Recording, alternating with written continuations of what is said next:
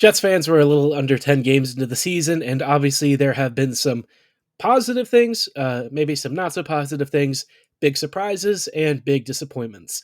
Let's talk about what is surprising for the Jets and which things might leave us wanting a little bit more on tonight's episode of Locked On Winnipeg Jets. You're Locked On the Hockey Jets, your daily podcast on the Winnipeg Jets. Part of the Locked On Podcast Network, your team every day.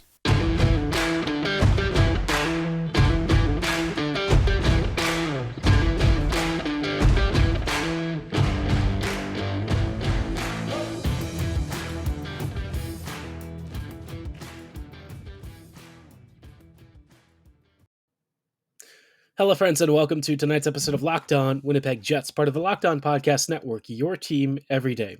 I'm your host, Harrison Lee, an avid Winnipeg Jets fan and an online blogger. You can follow me on Twitter at HLivingLoco and at LO_Winnipeg Jets. As always, thank you for making Locked On Jets your first listen of the day every day.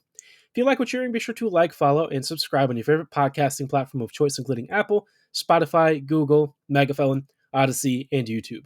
Doing so is completely free of charge and ensures you never miss another episode. But most of all, just really love and appreciate your support. Now, like I said at the intro, this episode I wanted to go through like the biggest surprises this season so far and the biggest disappointments. Now, obviously, this is just a very cursory first look at the start of the season. We're not even 10 games really into the year. And so, take some of this really with a bit of a grain of salt. Obviously, Winnipeg's record at 5-3-1 is okay, right? But how they've gotten there, I think, has had some mixed opinions. Some people are excited about the Jets and the progress they're making. Others, like me, are probably a little more kind of on the fence with how some of the developments have shaped and really how the team is playing. But, even on an individual level, there are things. But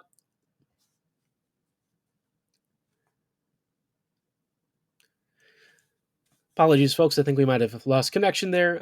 I was just saying just a minute ago, obviously there have been some positive things this year on an individual level for the Jets, and maybe some things that weren't quite going as well as expected. But I always like talking about the positive things first, the good news, the happy news. So let's start off with the biggest surprise this year. And I'm not going to really call this one like a pure surprise in the usual sense, right? I kind of felt like this development was something that was going to happen once Paul Maurice left. And that is sort of the resurgence of Mark Scheifele. I think that Scheifele over the past several years has been much maligned, and some of it is very valid. Some of it is maybe not quite fair to him in certain areas. But overall, I think a lot of the criticisms about his game and the way that he has approached his position and his role with the team, I think were actually pretty valid. I think a lot of people were kind of on the money when they said, in a lot of ways, it felt like Scheifele had kind of quit.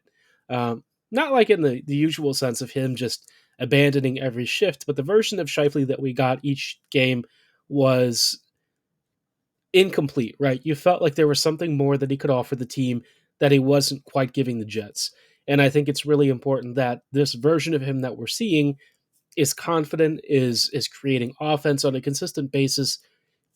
Scheifele just looks a lot more refreshed. He looks like he's happy again.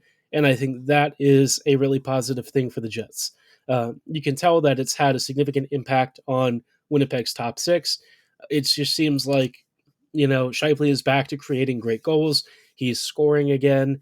His offensive positioning looks acute. He's even backtracking more frequently. I mean, there's just more buy-in from him as a whole, which is great to see. I think, from my perspective, I was sort of expecting a bounce-back year from him, although I wasn't really sure just how good he would be. I think it's always a bit of a question mark, right, at the age of like 28 or so. Where is Scheifele's game? He's got a couple of years left on his deal. This is one of the final seasons he's currently a committed Jet, and this, the future with him has been uncertain. There have been trade talks. There were rumors that Winnipeg's front office was kind of done with him, and then Bones comes in, and Scheifele seemingly says he's committed, is willing to give this another shot. I think in a lot of ways this was probably his way of kind of warning the front office that he wouldn't mind walking if things really didn't pan out and if he didn't feel comfortable. But, you know, about 9 or so games into the season, it feels like Scheifele is back. And I think for the Jets, needing a number one center, needing somebody that they can rely on in their top six on a daily basis is critical. Now, obviously, Scheifele can't always carry a line that doesn't have, you know, players of his caliber at his wings. I think you can tell that, since Ehlers has gone out, it's been a little bit challenging for Mark to really elevate that line, especially with Appleton on it. But for all the things that you can expect from Scheifele and all the things that you ask of him, I think he has really done his job well. I think he's looked resurgent. And as a fan of the Jets, I'm just happy to see him back to where he should be because the past few years, I was like getting close to being done with him. And in some ways, I didn't even blame him for not really being committed to the Jets in the same way because, if I were in his position, right, and I dedicated many years to this franchise, and really even, I had a deal now that is currently under market, even though at the time that Shifley signed it, it was fair value. Um, I would kind of feel like the Jets had squandered years of, my best performances, and there was a chance for them to follow up on the success of 2017, 2018, and they didn't really do that. And I can see from Shifley's perspective why he would kind of feel like he's stuck. You find yourself on this team that keeps telling you it's going to be competitive, keeps promising to be something more special, and it really hasn't shown any of that. And it's stuck by a coaching staff that really didn't accomplish anything. So, from Shively's perspective, I could kind of see it, but all of that seems to be in the past now. I don't know what his future holds beyond the next couple of seasons, but for the time being, while Scheifele is a member of the Jets, he looks refreshed. He looks like he's back, and I think it really couldn't have arrived at a better time with the Jets really looking to try and cement a playoff spot in the Central Division. Might not be as hard as they were expecting this year, but all the same, it is fantastic to have Mark back, and I hope that he continues this current run of form and helps lead this team to a playoff spot. Now, there are a few other surprises that I think are worth spotlighting, and then we'll talk, later in the episode about some things that are maybe not so happy, some disappointments. But before we go any further, I do want to shout out our friends and partners at BetOnline.net. BetOnline is your number one source for all of your football betting needs, as well as the start of the basketball season. And this covers both NCAA and professional on both sides of the sports. It features all of the latest player developments, team matchups, news, podcasts, in-depth analysis, and everything in between on every single game and player that you need tracked. They've also got up-to-the-minute betting information with scores, live updates, and everything that you could possibly need to make the most informed bets possible. They also have stuff on future games, past games, and they'll give you a nice historical perspective on how your team is doing or, how the league is doing that you're following. Whatever it is that you're after, BetOnline wants to be your number one source for all of it. And they've also got tons of other sports, including MMA, MLB, boxing, golf, Triple Crown horse racing when that's around. They've even got German football or English football if you're into that. I'm personally a big footy fan, so this is really awesome for me. I've seen some Bundesliga bets, which, wouldn't normally think about, but BetOnline, again, really covers all the bases. And if you're not really into sports or you just want to change the pace, they've also got Vegas casino games because they want to be something for everyone. Getting started really couldn't be easier. Just register for a free account at betonline.net on your laptop or mobile device because BetOnline is where the game starts. Hello, friends, and welcome back to this episode of Locked On Winnipeg Jets. Thank you for making Locked On Jets your first listen of the day every day. In just a moment, we're going to continue talking about the biggest disappointments and surprises so far of this season. Obviously, just a few games, and so it's a little early to be doing this, but I thought it might be worth talking about some major developments for the Jets. But before we go any further, I just wanted to shout out one of our other great podcasts, something that I think you should make your second listen. It is Locked On Sports Today. It brings you the games that matter to the biggest stories in sports. It helps you go beyond the scoreboard and behind the scenes with our local experts and insights that only Locked On can provide. Locked On Sports Today is available in all of your favorite podcasts platforms, so be sure to like, follow, and subscribe right now because it is free. And again, like I said, just really love and appreciate your support. Now, circling back to the Jets, We talked about how Scheifele was one of my biggest surprises of the year, although I did kind of couch it with the expectation that Scheifele would have a better season. Um, I'll say this for one other player that I was kind of expecting a big year from, but maybe wasn't sure that the points would exactly follow. I think Cole Perfetti for me has been a huge bright spot. Um, Look, the top six in light of Ehlers being injured and some of the line shuffling, it's not really been ideal, right? But Perfetti is, I think, second or third on the team in scoring so far. He has been really effective defensively. He's provided a very strong two-way game. And while you might look at some of the on-ice statistics and think, well, maybe there's some room for growth, that's obvious, right? But I think the Jets are also running a suboptimal arrangement of things. They're trying to make do with what they've got, and I think that often shows in how these guys are deployed and how they're arranged. And despite all of this, I think Perfetti is doing a really good job. Um, what I've noticed with him is that he gets into the right shooting lanes. He finds those soft spaces. He's got that great passing and vision. I mean, the kid is just brilliant. And I don't think that there's any other way to describe him as other than the fact that when it comes to hockey, Perfetti is a genius. I've used that phrase a lot with him. I think it accurately describes the way that he plays hockey. Scott Wheeler from The Athletic said he's just smarter than everyone else on the ice. And I think that still holds true. Um, Cole is a player who, is also surprisingly sturdy. I mean, he gets like cross checked a ton, man.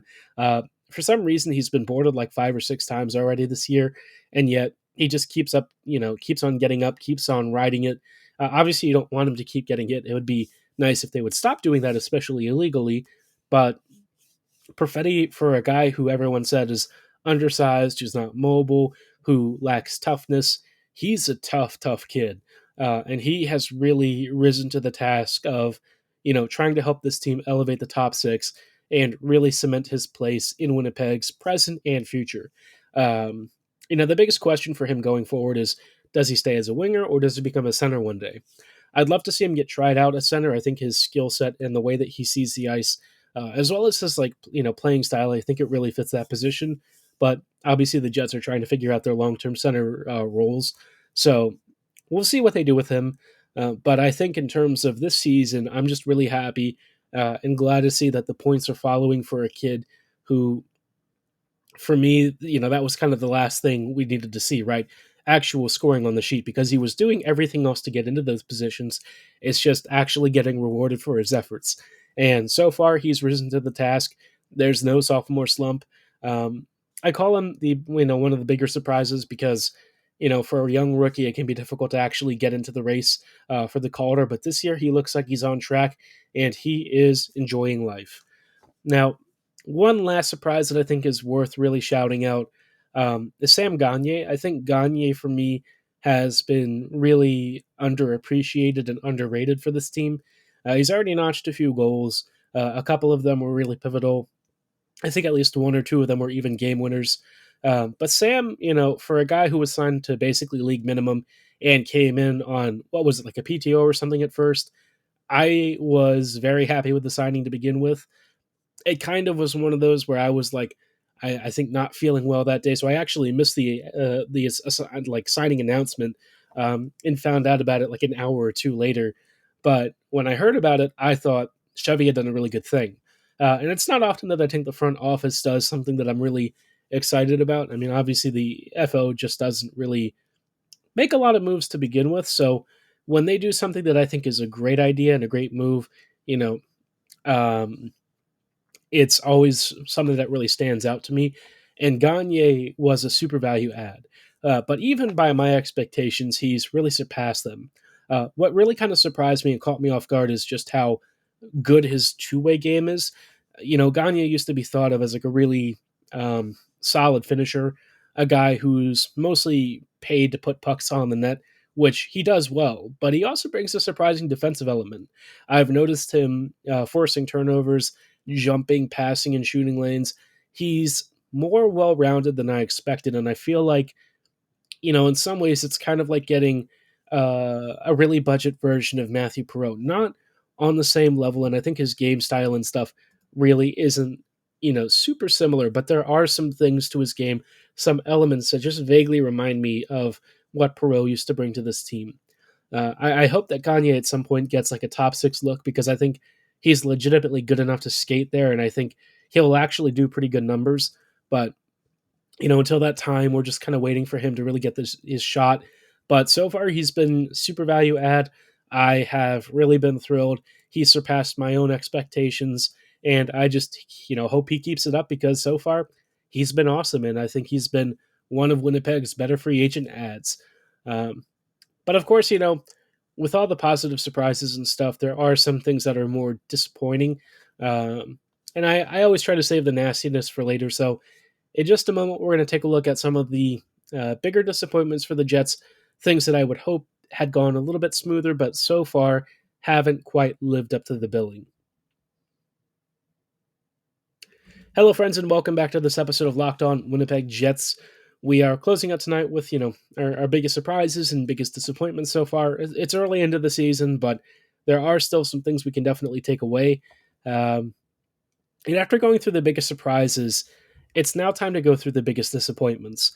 And I think for me, one of the biggest disappointments has been Pionk's struggles. I was hoping that Neal would have a really big bounce back year this season.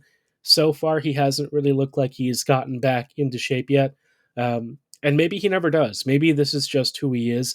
And this version of Neal that we're seeing is a more accurate reflection than what we saw when he was playing just the North Division. It's a shame because that version of Neal that showed up against the Canadian teams was really fun. He was very dynamic. He wasn't afraid to go in one-on-one matchups and actually win them, even against like Connor McDavid. Dude was just fearless going after Connor. And for Pionk, it's just I always want to root for him because I feel like when it comes to all of the Jet skaters, he's one of the guys that's like a leader on the ice and in voice. He calls himself out and he calls the team out when he feels like the performances aren't there. He always seems very honest and accountable. And so when he struggles, it kind of hurts me personally because I always want him to succeed and do well. But it just feels like this year hasn't really gotten off to the best footing. And at times you almost wonder how much you can actually play him. And I'm sure Pionk is frustrated with his own performance. Neal is one of those guys who last year said he was embarrassed with the season. I mean, he had a concussion at one point, I'm pretty sure. So how much I can really, get on him about that. I mean, it's I think you have to be a little more charitable to himself, but it is what it is. And I think Neal this year would probably say that so far it's been a struggle for him to really adapt to the new systems and to kind of rein in some of his own decision making and chaos. It's been a tough start to the year for him. And I hope that, for a guy who really is so accountable and who wants to be a clear leader for this team, that his season kind of starts to correct itself and that he can really live up to his own expectations. Because I know he wants to give this team everything. He does it on every single shift. And sure, plenty of guys on the team and pretty much everyone works really hard. But, Neal is one of those dudes who pretty much wears it, his heart on his sleeve. And that's why it's so easy to root for him. So hopefully his year kind of stabilizes. It's been disappointing to see that it hasn't quite gotten off to the right start, but there's still plenty of time this season. And maybe we'll see him get a partner where he feels more comfortable and he can kind of settle down. Now, the last big disappointment that I think is worth shouting out is kind of a two for I guess in this one. It is the power play and penalty kill, the special teams. They've been atrocious. I know it might not look like it from the PK ranking not being dead last quite yet, but yeah, the special teams have been nothing short of unwatchable. The power play is too easily telegraphed. The puck movement is slow. It's too reliant on Kyle Connor scoring everything. The penalty kill, concedes a ton of opportunities, doesn't really close down passing and shooting lanes.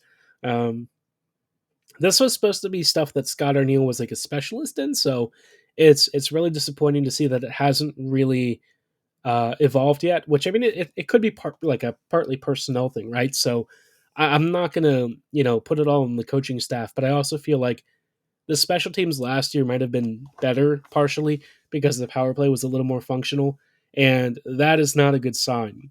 You really shouldn't be moving backwards because it wasn't like the special teams last year were super amazing. So I think that's something the Jets can probably sort out with time.